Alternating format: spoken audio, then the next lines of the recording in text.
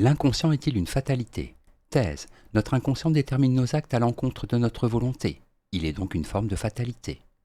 Antithèse. En essayant de prendre conscience de nos motivations refoulées, nous pouvons maîtriser notre destin. Thèse. L'inconscient est une fatalité. En effet, la plupart de nos motivations sont inconscientes et non volontaires. Cela veut dire que nous ne sommes pas libres de choisir ce que nous voulons, ni ce qui nous arrive. L'inconscient est donc une forme de fatalité. Premier argument. L'inconscient est une fatalité intérieure. Nous sommes gouvernés par des désirs, par des instincts, par des angoisses que notre conscience ne maîtrise pas.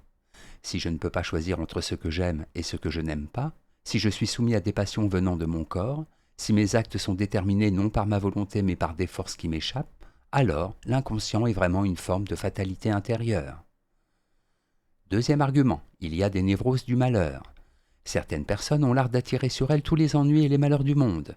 Leur vie n'est qu'une accumulation d'échecs, d'accidents et de malchance. Cela ne doit rien au hasard. La psychologie peut démontrer que des personnes de ce genre souffrent en fait d'une névrose du malheur. Inconsciemment, elles ont une attitude suicidaire et souhaitent qu'il leur arrive du mal. Troisième argument, nous sommes victimes de notre inconscient. Tel névrosé maniaque est obligé de gagner toujours plus d'argent pour calmer son angoisse de la perte. Tel érotomane doit constamment changer de partenaire sexuel, par crainte de liens qui l'étoufferaient. Nous sommes tous, à des degrés divers, victimes des aspects inconscients de notre caractère. Premier argument, l'inconscient c'est encore nous. L'inconscient n'est pas une force étrangère à nous-mêmes, il ne faut pas se mystifier. L'inconscient c'est simplement le mot qui désigne nos sentiments refoulés, désirs, peur, haine, etc. Il fait donc partie de nous.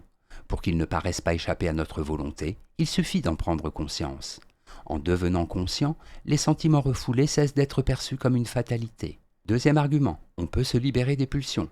Le travail de prise de conscience est à la base de la cure analytique. En permettant à des patients phobiques de prendre conscience de la cause de leur phobie, en général un événement traumatique survenu pendant l'enfance, Freud réussit à les libérer de leur névrose.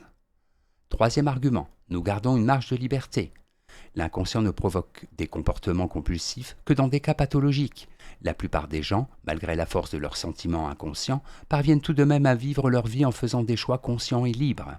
Quelle que soit la part d'inconscient en nous, la volonté et la conscience ont toujours leur mot à dire. En bref, l'inconscient n'est pas une force contraire et fatale. Il est l'ensemble des sentiments dont nous n'avons pas pris conscience. Il ne s'oppose pas à notre liberté.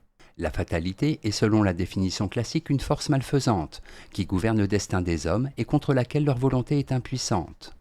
La fatalité était traditionnellement attribuée à la volonté des dieux.